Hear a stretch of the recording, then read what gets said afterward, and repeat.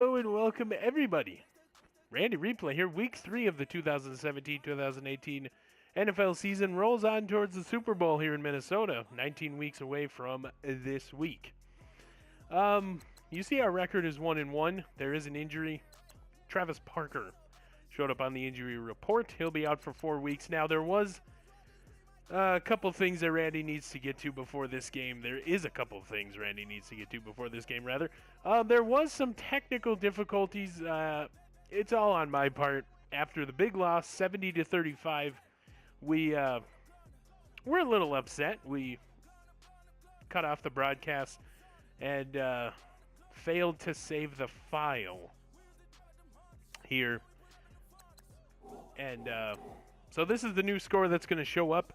But when we're talking about this game, we would always revert back to the 70-35 blowout, and we will have to post the stats from that last game into, or add those stats from the last game into our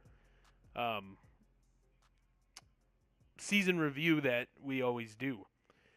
So I figured it would be easier just to go back and copy down all the stats on a piece of paper from that game instead of having to replay it. As suspect as this is, it would seem less suspect. It turns out the record stayed the same, though, afterwards, I do believe. The 1-1 Lions and the 2-0 Packers and the 0-2 Bears. So nothing really changed other than the stats and the score. We still maintain the loss, 27-20. The only thing that's different is Travis Parker has been injured in that sim. So with a dislocated ankle, he'll be out 4 weeks. So that threw off the formation subs. Justin Sandman Vanderschaft steps into the starting role as I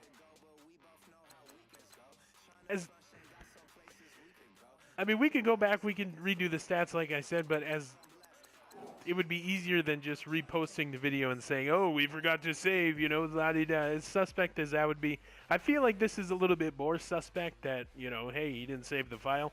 But I'm willing to go back, and if we take a look at this game, I'm willing to go back and give these guys stats back, especially on the side of the Steelers. Ben Roethlisberger, 250, 2 touchdowns in the resim, sacked 3 times. I don't even think we got to him once. 66% completion. I want to say he had over 70, and we'll be giving him 200 more yards in the season. Le'Veon Bell, we will be taking a couple yards off of adding more yards. I know he had over 200 in the first one, and giving him a couple touchdowns. Antonio Brown will be giving him more. Bryant, I know, will be giving him more. Rodgers will be giving him a lot more, especially a touchdown there. And then as far as the Vikings go, we will be, the sim will be adding a couple interceptions there. We will be subtracting yards. And, so some homework to do here. In the sim, 18 carries, 57 yards, and a touchdown for Sandman Vanderschaft. Justin will be adding more to him. So it's all about making sure that we get that right, like eliminating that game from the season totals and then adding the ones from the other one. But we will do that another day. So Travis Parker on the injury report. We will go to the Buccaneers injury report just for S&Gs and see what shakes loose in their camp prior to this game in front of our home team crowd. Wow, no injuries must be nice. Excuse me, Nick Easton is available to play again. He will get some work in this game, I am told. And then after the game, we will spend our college scout points. So, and get to Joe Berger. I believe that's Joe Berger. These players are on the Joe last Berger. year of their contract. In his negotiations, we will get to that after the game. This has been Randy Replay. I will see you at halftime. Hello, everybody. I'm Larry Ridley. This is Madden 18 on EA Sports. It's hard to imagine this not being a fun game to watch. It's the Buccaneers going up against the Vikings. For the call, let's send you out to the broadcast booth, where we'll join our commentators, Brandon Godden and Charles Davis. EA Sports coverage takes us to one of the newest jewels on the NFL landscape, U.S. Bank Stadium in Minneapolis. The scene a short time ago. This crowd decked out in purple, and they were in full roar as their guys burst out of the locker room. We're ready for football, folks, as the Vikings get set to do battle with the Tampa Bay Buccaneers. Hi again, everyone. Brandon Gaudin alongside Charles Davis. And Charles, you look at this Vikings ball club. Now, losers their last time out, so they'll look to make amends here. And one of the best ways you can do that is to be at home, and they are. They're going to try and ride that home crowd and that wave of emotion to a victory in this one. On the other side of the field for the visiting Bucs, they were winners last time out, so they'll be looking, Charles, to make it 2 in a row. And what I enjoyed when I watched their game tape and their victory last week is they put it together in every phase. Good offense, good defense, and some key plays on special teams. Let's see if they can get that second win in a row. So here's the Viking offense making their way out. And here's a look at their leader, standing 6'4".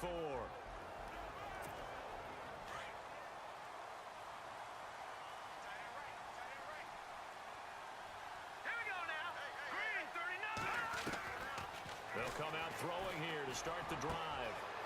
Looking left side, and it's complete.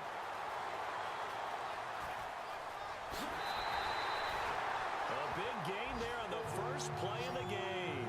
72 yards. There will always be a place for methodically marching the ball downfield. But when you can pick it up in big chunks and strike like that, have explosive plays, that's often the difference in winning and losing. Those types of plays that can knock a defense off balance, that'll drive a team towards a victory.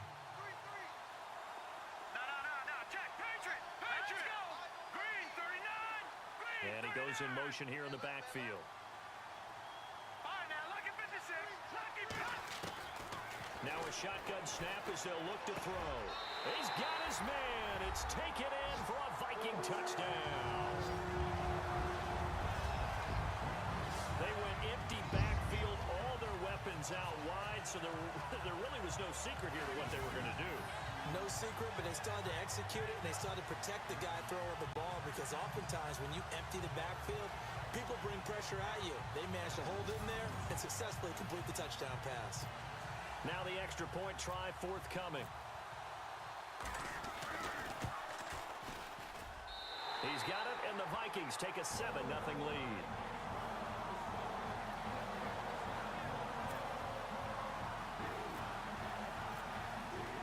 The kickoff team on the field now as they will send this one away.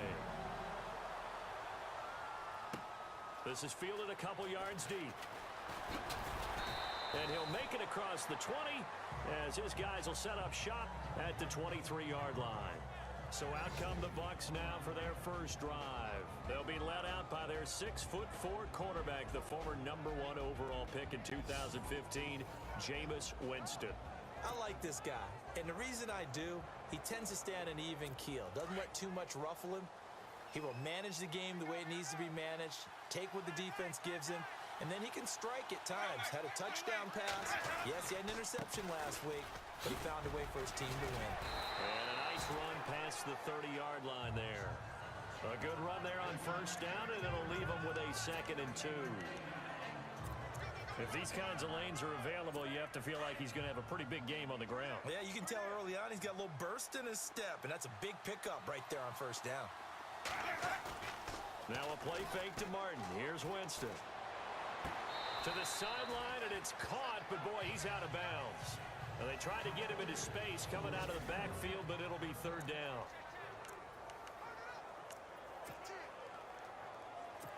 So 3rd and 2, and I count 6 defensive backs out there.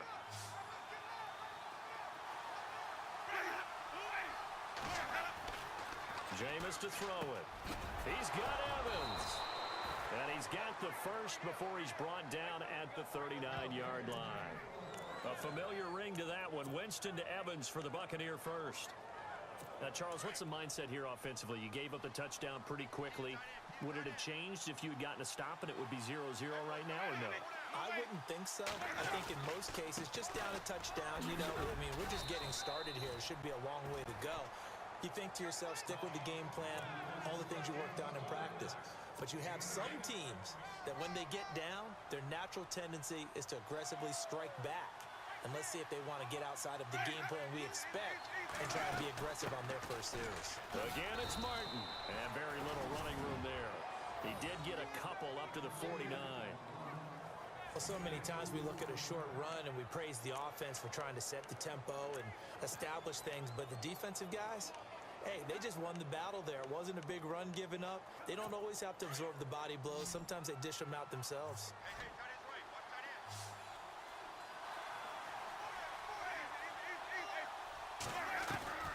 On 3rd and 1, here's Winston. Evans has it left side. And he will have first down yardage as he's brought down at the 41. It's a gain of 11 yards that time, and it produces a new set of downs.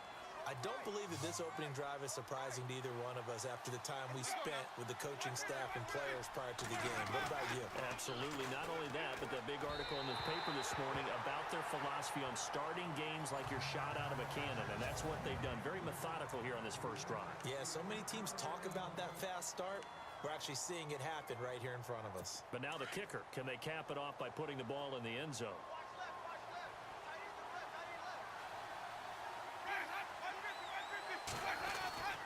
On 2nd down, Martin. And he's going to fight his way forward here for a modest gain. It'll be a pickup of 5, and that leaves him with 5 more. 3rd and 5 now. Getting had a ton of success here so far, but you get the feeling that he might be on the verge of popping one. Yeah, even on that one, there was a little bit of a hole, but it closed there quickly at the end.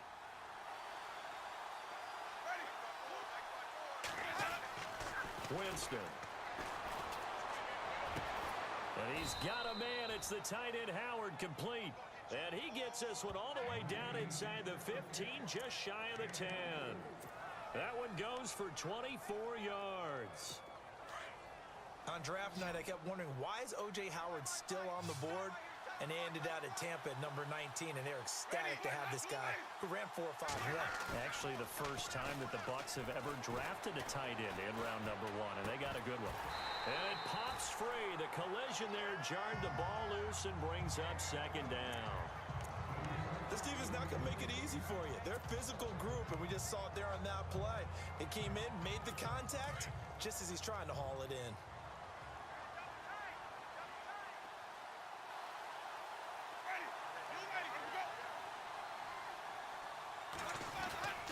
Back to the ground, Martin.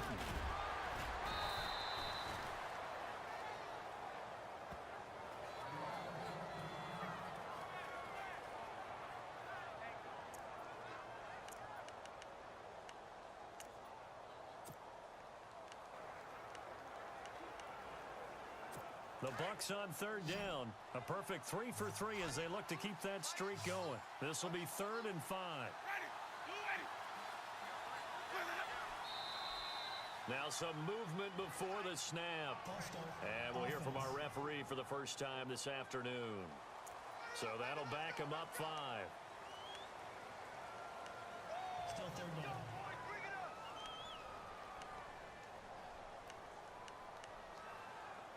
The Bucs on 3rd down. A perfect 3 for 3 as they look to keep that streak going. This is 3rd and 10. From the gun, Winston. And he'll go down. Brought down at the 20-yard line. And we say it all the time, have to be able to get rid of the ball sooner than that.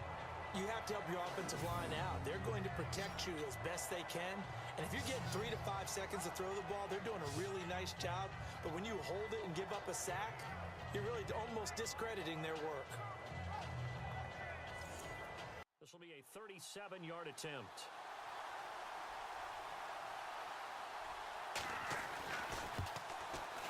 And the 10-year vet knocks it through the goalpost. And they are on the board, but still trailing. It's 7-3. Along the way, right? It's almost like the body blows, the setup punch. As you said, they didn't get the knockout. There goes Doug Martin. The 40. Past the 20. Touchdown, Tampa Bay. Doug Martin, an 80-yard touchdown. And the Bucs get the quick strike touchdown. Push the ball downfield. They weren't successful on that play. but look for him to try. And he fires one that's intercepted. Picked off by Brent Grimes. And the return here is stopped at the 35-yard line. They run it again with Martin. And now running right through it. Martin flexing the muscle. And he gets it all the way down inside the 10 to the 5-yard line. A big hitter there. A first down gain of 26 yards. Well, they came into this game saying it was important that they set the tone and show that they can run the football. I believe that they've done that here in the first quarter. The Bucs last year just 8 rushing touchdowns, tied for second fewest in the NFL. They've got it first and goal now. They'll run. Martin. And the second wave of tacklers is going to get him as they stop him behind the line. It's a loss of 4 there, bringing up second down. Partner, what a good football coach is looking for. Complete football players. And guess what? We've got one here because most cornerbacks, they just want to cover people. This guy shows the ability to go ahead and make tackles. Now Winston. Sideline throw, it's complete. And a nice job there of keeping the toes in bounds. 5 yards that time on the completion. And now it's third and goal. Was that a receiver? Yeah, actually it was. There's a running back who was a receiver on the play. Ike's been spending time in the receiver drills getting his feet down. Well, those guys out of the backfield, they got to be good, agile with their feet. He showed the agility there with a toe tap. No doubt about it. It's like he'd won the ballet school. Got the toe. And this is caught for a touchdown. Now hold everything here. Flag in the backfield. This one might be coming back. Holding offense. So reverse the celebration. We'll see if they have something else in their bag of tricks. And isn't that always tough to watch when they score and you see the excitement, and then when they realize those points aren't going to count?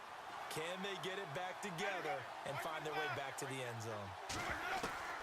Third and long for Winston. And that is caught by Jackson for a Buccaneer touchdown. Deshaun Jackson, his first touchdown of the new season. And the Bucs are going to add on to their lead. And a great example there of just getting the feet in a tough spot. It seems like every year these guys get better at this. Well, I think the drills get better, that they work on training camp, off-season work, OTAs. But also a lot of these guys have dance backgrounds, ballet backgrounds, and they take that and carry it over to the football field.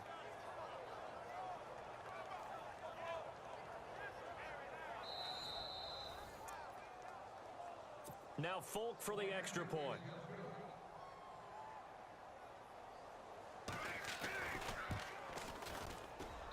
It's good to make it 17-7. The kickoff unit is out on the field, and they will send this one away. Fielded about a yard deep. Now a hit and a loose football. And it's picked up by the Buccaneers. And they have the football and will take over at the 24-yard line. They're able to convert on third down, and that sets up a first and goal. A pretty sizable deficit here in the first quarter. This defense probably need to get off the field in those situations on third down. And you and I both know in this huddle before that last third down play, that's exactly what... And he is going to go down. He will be sacked on the final play of this first quarter. So we'll get a second and goal when we come back. 17-7 our score. We're back to Minneapolis in just a moment.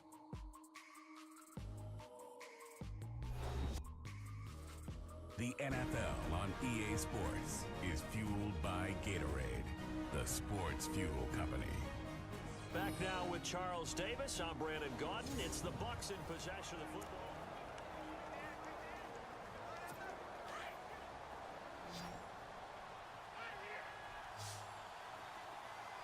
Possible run anticipation here as the D-line sandwiches together. Second down, Winston. That is caught at the 7. A nice job to get 11 out of that pass play, but now they face a third and goal. One of the feature points of the in route is being able to make a nice throw to the middle part of the field. And for a quarterback, that's one of the better throws and better looks that he'll get. But he has to be careful not to wait too long and let his receiver wander into some tough territory. If he's late with the ball, he can get his receiver hit and hit hard. 3rd and goal, Winston. And this is going to be incomplete. Let's give this defense some credit now. They let the guys get downfield, but when push came to shove, they stood their ground, and now they'll likely force a field goal attempt. And folks, kick is good. And that will open the lead up now to 20-7. Here we go now. Gonna give this time to the tailback. And a big collision there as he winds up flat on his back. Give him 12 yards on that. I would continue to go in that direction. They go play action here on 1st down. He's going to flip that out to the flat. It's complete. It'll be a gain of 8 yards, and that'll make it a 2nd down. A good way there to have him bounce back from the interception last drive. Something underneath, a little bit of rhythm going. I know the best ones in the league have supreme confidence, but every now and then you need a little booster, don't you? This is their way of protecting him and bringing him back, and then they'll turn him loose later, I would think. Now a handoff here to his running back, and he'll get it down here to the 43. They get 6 on the pickup there as the drive will continue. Now a play fake here on 1st down. He's going to rifle one deep left side. He rifles one that's intercepted. Vernon Hargraves with a pick. And he is all the way up past the 25. And react to the football. And reacted well there to get the pick. Here's Winston. Throw right side caught by O.J. Howard. 20, 10, touchdown, Tampa Bay. O.J. Howard, his 2nd touchdown on the season. East rivals. Trying to shake off the interception, he'll look to throw. William Golston in there to get him for a loss of 5. I don't care if you're taking it in round 1, you're undrafted, whatever. As a rookie quarterback in this league, you're going to have games where you face adversity like this. Lessons. All the time you're going to face these lessons. The key for this guy is, will he be able to bounce back in the next one? Because right now, this has not been his game. Now he'll dump it underneath to his running back, complete. And he'll get it up near the 35, right at the 34 here. They'll wind up getting 10 back there as it'll leave them with a 3rd and 5. Out of the gun now on 3rd down. And he fires one, but incomplete.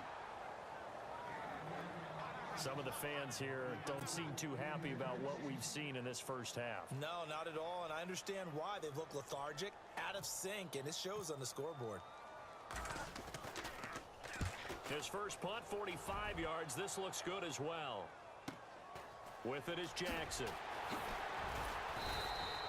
A good return there. Call it 13 yards. Day has been that day, but after that play, what do you learn? You can still make plays even when the other guy's having success against you. He's going to let this go deep for Jim. And that's caught inside the 30. A big play that time for Tampa Bay. 49 yards. Well, that was a Deshaun Jackson special, wasn't it? Deep downfield for a big play.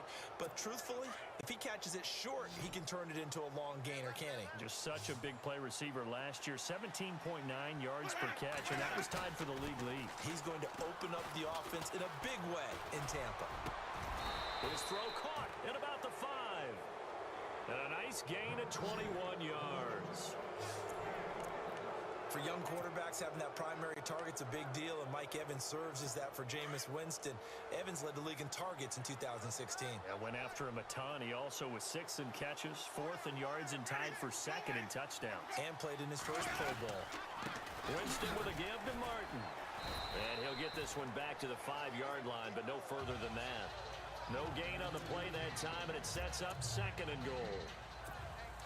And there's a nice stop for the defense. They've had a tough time containing this guy all game long, but maybe they can build a little bit off of that play, a little bit of confidence, a little bit of momentum. Fighting for the end zone. He lost the football. It's out, and the Vikings pick up the football. And a big turnover there as his guys will get the football back. Partner, you know how often we hear about the red zone, right? From the 20-yard line going in, that scoring zone, getting points on the board.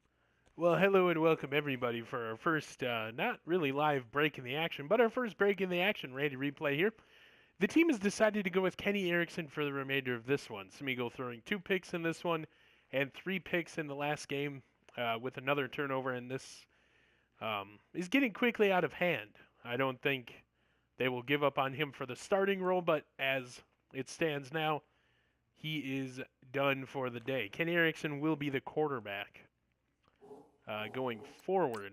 We'll get into these game stats for Smeagol as he exits. He leaves with a 67.4 QB rating, 5 for 11. That is 45% completion percentage for those of you that don't know how to do math or didn't look over here.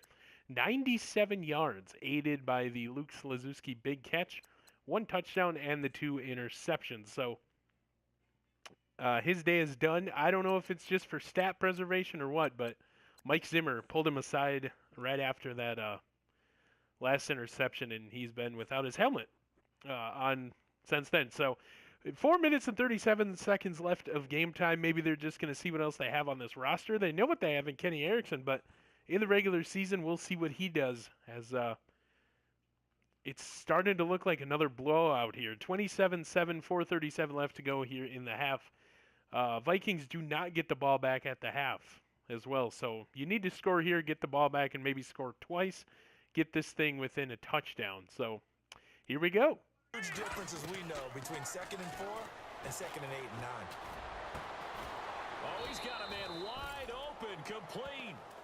He got 18 yards out of that one, and it gets him a new set of downs. All right, now look at 56.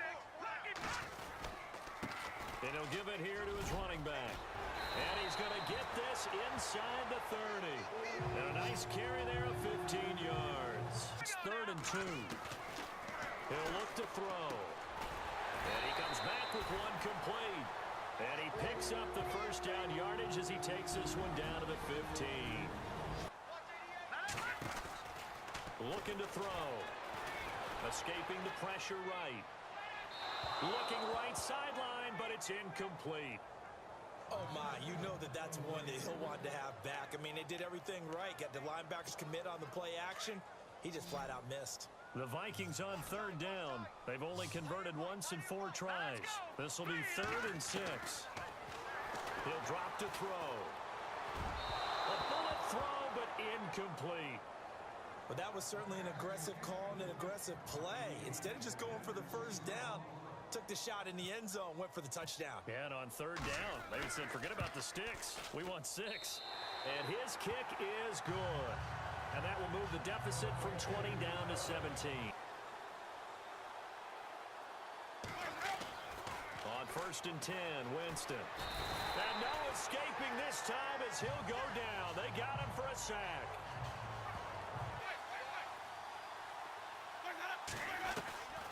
Working out of the gun, Winston. Trying to get it to Jackson, and it's intercepted. A great read, and it's picked off. And he will take this one home. It's a touchdown.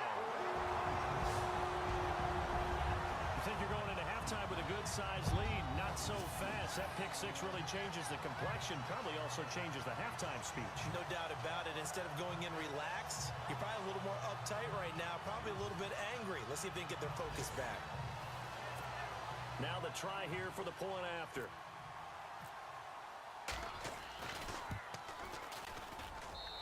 And the lead is trimmed down to 10. D-line.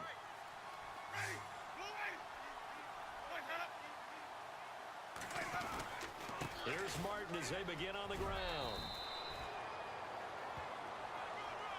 So we have reached halftime here with the visiting Buccaneers out on top.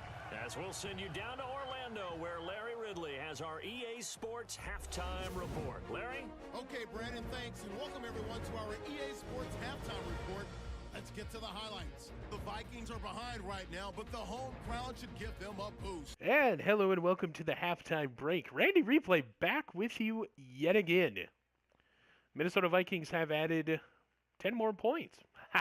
A field goal and a defensive touchdown. The pick 6, of course, by Robert Nichols, going for Evans and just undercut the crap out of that route and ran it back. Josh Fitzer gets his first sack on Jameis Winston there in the first half. Now, the Minnesota Vikings do not get the ball back. to start the second half, something we're not used to here in Vikings country. So we're going to get into the leaders here for the game. I know there's a couple things I want to get to as well, so we'll fire through these quick. Smeagol got benched. We went over his 5 for 11, 97, and a touchdown, 2 interceptions. Kenny Erickson, his day, 3 for 6. That is 50% completion percentage for those of you that don't know how to do math or simply didn't look over here. 32 yards in his limited time there in the first half, the end of the first half. Justin Sandman leads the team in carries, 3 for 16 yards. Derek Fahey, 2 for 9, and Daniel Hendricks, 2 for 21. This team really missing the big bruiser back, Travis Parker, who just trucking guys out there in Pittsburgh. So going to have to get back. I don't really think you go away from the run. I think the run is very, very important, especially to this team that opens up the passing game, which just poor decisions. Yeah. Anyway, yeah, we're not even going to go there. Receiving, Travis Lee leads the team in catches, 2 for 12. Luis Gonzalez also has 2 for 20 with a touchdown, and Luke Slazewski, 1 for 72. Other mentionables, Josh Cable 1 for 7, Justin Sandman 1 for 8, Derek Fahey 1 for 10. Nobody cares about blocking. We're going to go to defense and look at total tackles, and it's Aaron Nelson with 4, Josh Fitzer, Jerry Myers, Robert Nichols, Thaddeus Rozu with 3. So guys getting on the board early. The first half, the Minnesota Vikings have seen 3 sacks by Fitzer, Fair, and Rozu. Rozu coming in uncovered. Fair had a block shed, and then Fitzer was untouched. We had 1 interception for a pick 6 by Robert Nichols. 1 pass deflection by Drew Ward. We did have a forced fumble by Paul Fritchie recovered. I want to say it was by Aaron Nelson in the end zone. I'm not sure. We'll have to go back. Fumble return yards, -1. Yeah, recovered by Matthew Arnsdorf. Sorry. No blocks, no safeties, and 1 defensive touchdown for Robert Nichols in the first half. This has been Randy Replay.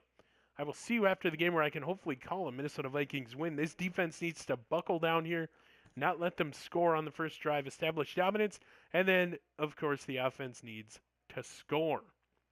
It is a necessity now because we are inching closer to losing our second straight game in a row. This has been Randy Replay. I'll see you after the game. Going on. The Bucs on 3rd down. They've had good success, 5 for 8 to this point. They're up against a 3rd and 1 situation. To throw, Winston. Under a heavy rush, and down he goes. The amount of sacks that they've absorbed in this game is absolutely extraordinary. Let's just face it.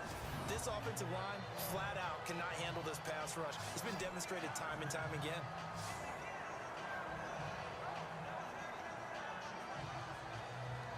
Hard to get them started again occasionally. Here's Winston. And this one caught by Cameron Brate. He's at the 40, the 20, 10, for touchdown, Tampa Bay. Cameron Brate. That's just smart football, but you know the defense has to know it as well. They've got to stop him here. So now we're going to see. And he's in. Touchdown, Buccaneers. Charles Sims, his 4th touchdown on the year. Hello, Randy Replay back again. And with this game seemingly out of hand, 9:02 left to go in the game, 40-17, the Minnesota Vikings have now turned to Stephen Campagna. He will come in for his first action of the season, and we'll see what we can do behind him as Smeagol has been taken out of the game. Kenny Erickson now exiting. Game is out of reach. Let's see what this kid can do. Maybe he can lead us back to a victory. It's been Randy Replay. I will see you after the game. On play action, they'll throw. And he fires one that's intercepted. Vernon Hargreaves with a pick. And it's a huge return as he brings us all the way back down to the 15-yard line. End up putting a little too much heat on it, don't you think, partner? Absolutely. Just needed a touch more air under it instead. And this is caught by Jackson for a Buccaneer touchdown. Hopes are going to ride on this one. They'll go on 4th down. Hurry up, here we go. As expected, they're going for it to keep the drive alive. And this is incomplete. Charles, it's one thing to win. It's another thing to win and put up the amount of points that they did. Boy, were they clicking on offense. They can't help but feel great about themselves, can they? I mean, what a game to put up that number of points, continually feeling like they're moving the ball and things are working and clicking. They think that they can bottle this and carry it with them. And as an offensive coordinator, you just don't think you can do anything wrong. Whatever you call, run, pass, it's all going to work. That's called being in the zone. So for the Bucs, it's back-to-back victories now after the Week 1 defeat as they move to 2-1. And they'll return home next week to take on the New York Giants. Meanwhile, for the Vikings, they'll fall to 1-2. And they'll get a home date next week against the Detroit Lions.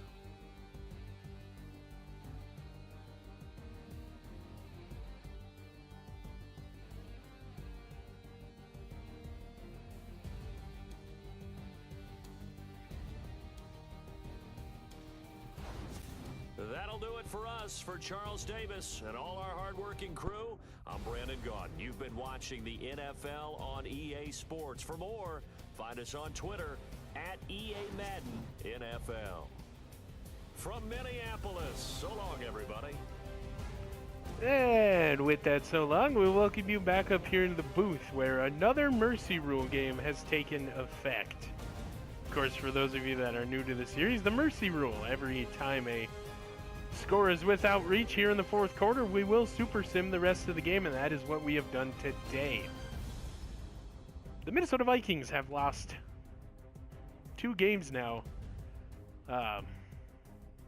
by more than 30 points. This defense is struggling, and they need maybe to just, stick with a starting group and not rotate players out. I know people will get tired and they will get subbed in, but maybe you should just get your best players out on the field and keep them out there. It's not time to hit the panic button. We're only 1-2 on the season, but it's not off to a good start. Let me make that clear. All 3 quarterbacks played today. Kenny Erickson with the QB rating of 76.1, 7 for 13. That is 53% completion percentage. 53% for those of you that don't know how to do math or didn't look over here. 91 yards. No touchdowns, no interceptions, so he had the best day by far out of everybody here. Let's make him 67.4 QB rating, 5 for 11. That is 45% completion percentage. 97 yards, 1 touchdown, and the 2 picks.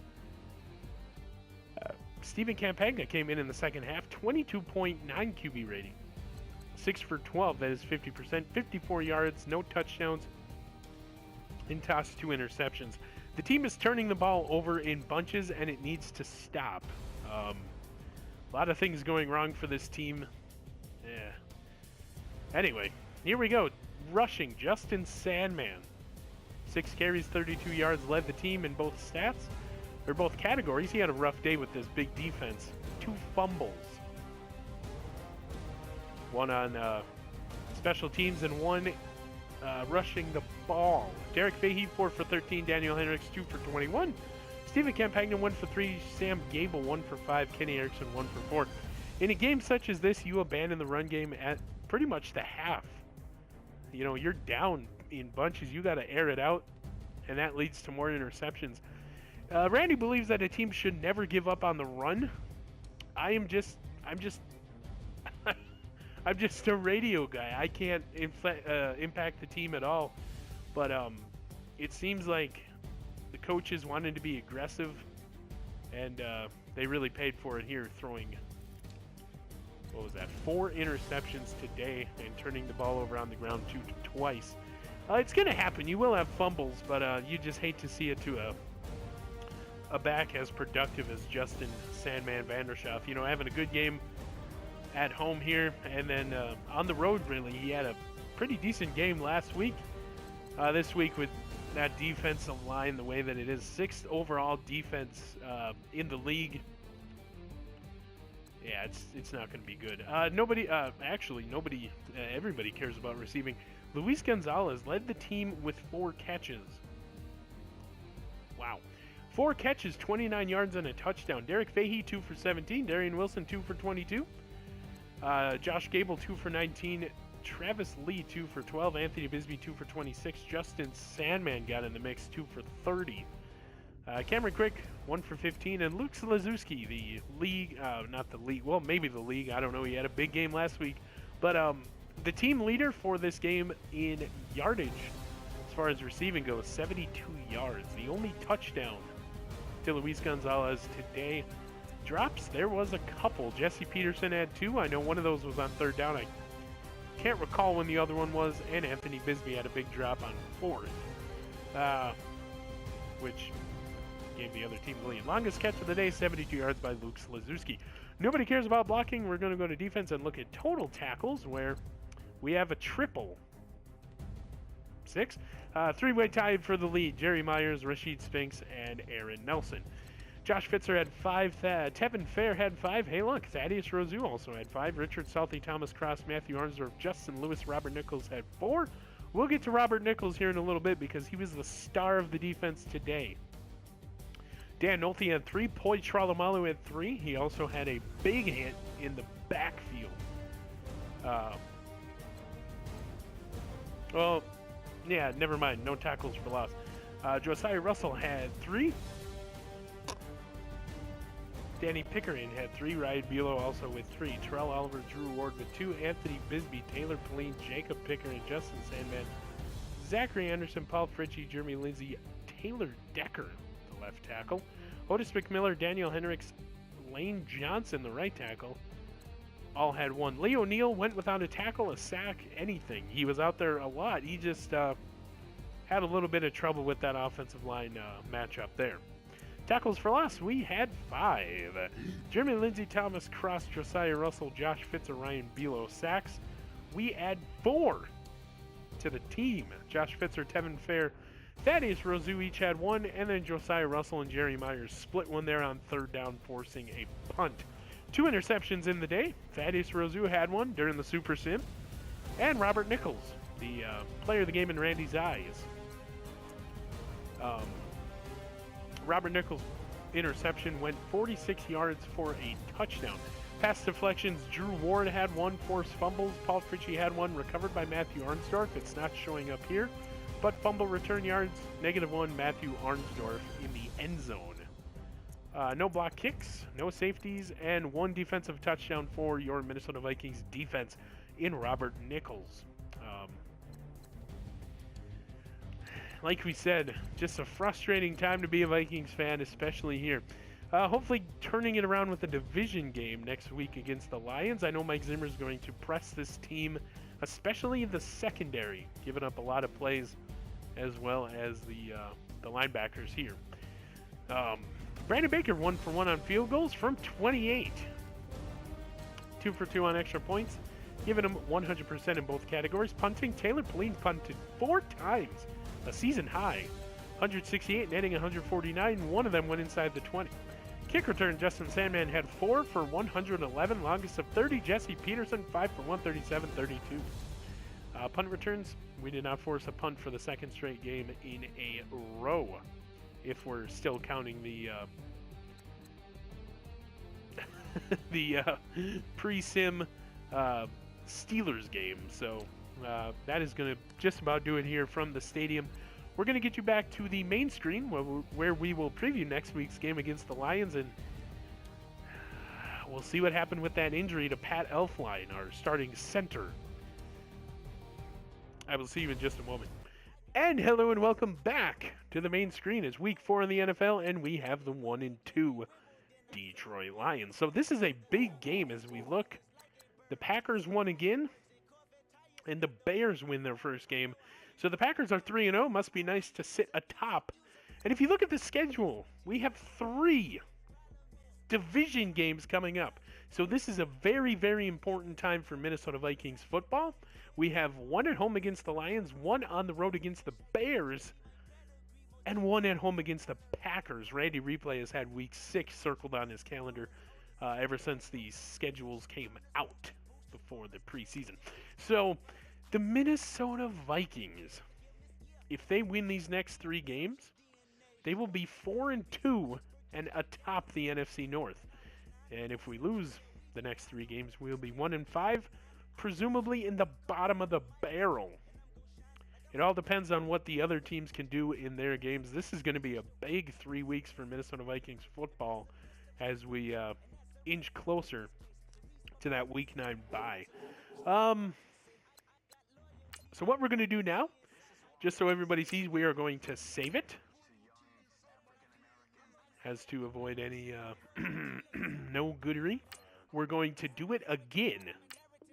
Sure you want to overwrite? Yes, I do. Okay, so it has been saved twice, and you've seen it, so just getting some accountability there. The second game in a row, 70-35, I want to say, in Pittsburgh, and then at home, 55-17, the mercy rule invoked for both games. We really kept it close going into the half in Pittsburgh, but at home, we couldn't even, keep it close at all.